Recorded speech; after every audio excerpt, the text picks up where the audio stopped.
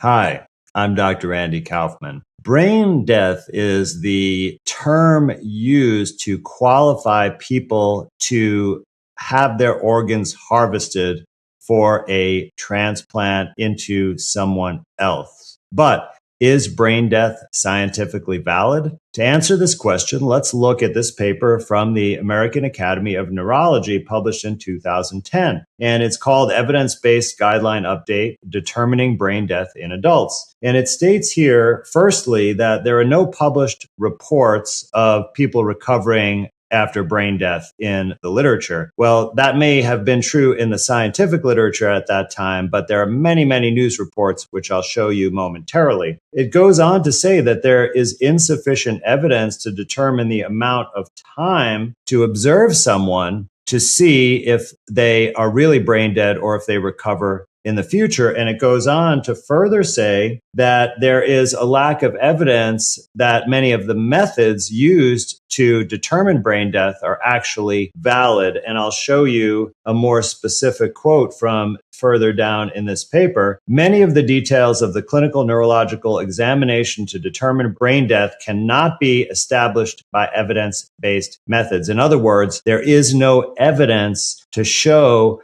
that these tests to evaluate brain death actually mean brain death, if that is even such a thing. It goes on to say that it must be emphasized that this guidance is opinion-based. And in fact, the brain death testing standards and determination standards are generally medically accepted, but not evidence-based whatsoever, and they're not required to be by the law. So what I'm saying is that the exam maneuvers, lab tests, and imaging studies that are used to determine brain death have never been scientifically proven that they actually determine brain death. And let's look at this series of case reports here showing that people recovered from brain death right before surgery. And this has been compiled from a variety of news stories, but you can find many, many more such stories. And this has got to be one of the scariest things, that you are on the operating table. They're about to cut you open and take your organs, but you're alive and awake and screaming, "Help, get me out of this situation." So would you allow yourself to be subjected